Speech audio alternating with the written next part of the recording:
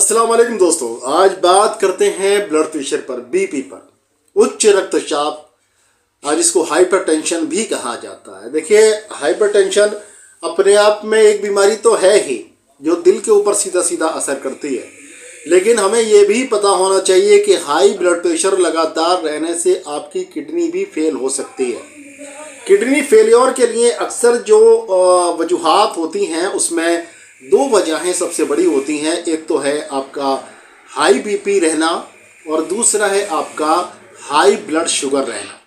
Blood sugar का level अगर high रहता है तब भी आपकी किडनी फेलियर के चांसेस बढ़ जाते हैं, और अगर आपका बीपी का लेवल हाई रहता है तब भी आपका जो है किडनी फेलियर के चांसेस रहते हैं। हाई बीपी होने से आपको ब्रेन स्ट्रोक आ सकता है, जिसकी वजह से आपको पैरालिसिस हो सकता है यानी फालिज हो सकती है, या आपको हार्ट स्ट्रोक आ सकता है, दिल का दौरा पड़ सकता है। ये लोग अक्सर हाई ब्लड प्रेशर को नज़रअंदाज करते हैं और चंद टैबलेट्स लेकर ही सोचते हैं कि हाँ ये काफ़ी है, और कुछ लोगों को डॉक्टर्स जो हैं हमेशा के लिए टैबलेट प्रिस्क्राइब कर देते हैं कि अब तुम्हें ये टैबलेट हमेशा के लिए खानी है।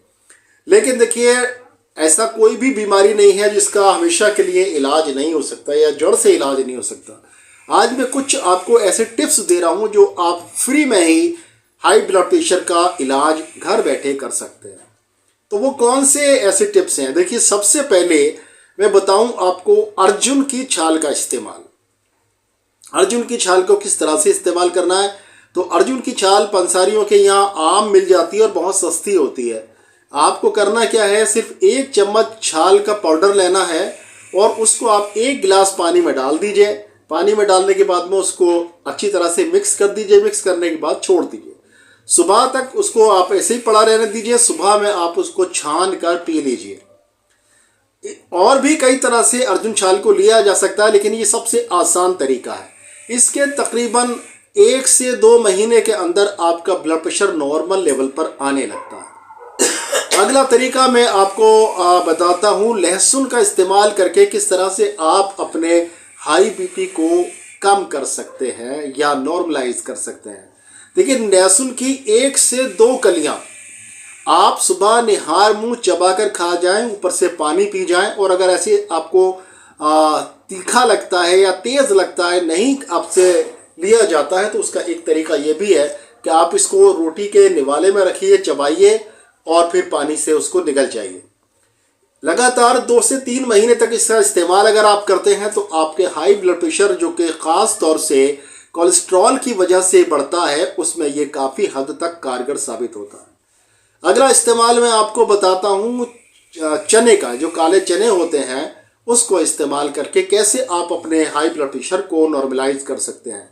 तो आप 10 से 20 ग्राम काले चने ले लीजिए। उनको 1 गिलास पानी में आप भिगो दीजिए। उसमें 2, 4, 5 दाने उसमें आप किशमिश के डाल दीजिए। उसके बाद में उसको आप रख दीजिए। सुबह में आप उसको अच्छी तरह से उस पानी को चबाकर उस पानी को पी जाइए, और दानों को, जो आपके दाने हैं चने के और किशमिश के, उनको चबाकर खा लीजिए। इसका भी 2 से 3 महीने तक का इस्तेमाल आपके ब्लड प्रेशर को हमेशा के लिए ठीक कर देगा। देखिए, अब बारी आती है एक जो अनुभव है, किसी का अनुभव है जो शेयर किया गया है। तो आप देखिए, अनुभव है जवाहरलाल नेहरू विश्वविद्यालय नई दिल्ली के doctor JN Bhatt, CD 63B, Janakpuri, नई दिल्ली। उनके अनुसार उपरोक्त प्रयोग से एक व्यक्ति का उच्च रक्तचाप 3 महीने में सामान्य हो गया।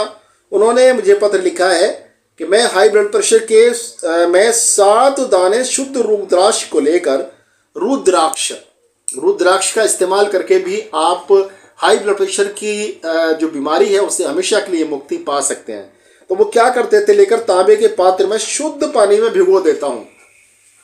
खाली पेट इस पानी को 1 छोटा कप प्रातः नियमित रूप से पीता हूँ। 3 माह बाद दानों को बदल देता हूँ, यानी कि वो दाने जो कि पेशेंट को पिलाए जा रहे हैं, एक पेशेंट को 2 से 3 महीने के अंदर आराम हो जाता है, वही दाने का आप लगातार इस्तेमाल कर सकते हैं। उसको दाने को क्या करना है, आपको हर 2 से 3 महीने के अंदर उसको सफाई करनी है उनकी, और उनको सुखाकर दोबारा से आप उसको यूज़ कर सकते हैं। ये ऐसा नहीं है कि एक बार आपने इसको यूज़ किया और ख़राब हो गए। तो आप इसको इस्तेमाल कर सकते हैं। आपने देखा होगा सन्यासियों को, साधुओं को जो रुद्राक्ष की माला पहनते हैं, रुद्राक्ष की माला पहनने से भी हाई ब्लड प्रेशर लो होता है, आपको दिल के दौरे का खदशा और भी कम होता है। तो देखिए इन्होंने आगे लिखा है कि रुद्राक्ष की असली पहचान क्या है। तो शुद्ध रुद्राक्ष की पहचान ये है कि वो पानी में डूब जाता है। अक्सर उन्होंने लिखा है कि अक्सर किताबों में या कुछ लोगों ने कहा है कि रुद्राक्ष तैरता है, तो रुद्राक्ष तैरता नहीं है। अगली पहचान उन्होंने लिखी है कि 2 तांबे के बड़े पैसे लें, एक पैसा टेबल पर रखें, उस पर रुद्राक्ष रखें, फिर दूसरे पैसे से धीरे से छू लें। सही रुद्राक्ष होगा यानी असली रुद्राक्ष होगा तो वो तेजी से घूमेगा। या फिर अगला उन्होंने लिखा है कि अगर आपको इसको टेस्ट करना है तो 2 तार तांबे के ले लीजिए, उनको दोनों तारों के बीच में रुद्राक्ष को रखिए, इस तरह से पकड़िए, तो वो असली रुद्राक्ष होगा तो वो घूमना स्टार्ट कर देगा। तो मैं पहचान जाइए कि असली रुद्राक्ष है। तो दोस्तों इस तरह से ये जो उपाय है, इसमें जो भी आपको आसान लगता है वो उपाय अपनाएं और अपने जीवन को, जीवन अनमोल है आपका, ऐसी बीमारियों से बचाएं जो आपके दिल के, आपके दिमाग की और आपकी किडनी के दुश्मन है। दोस्तों इसी नुस्खे के साथ मैं आज विदा चाहता हूँ। इंशाल्लाह फिर मिलेंगे किसी बीमारी का बहुत ही अच्छा सा इलाज लेकर। तब तक के लिए अपने डॉक्टर अतर शेरवानी को इजाज़त दीजिए। अस्सलाम वालेकुम।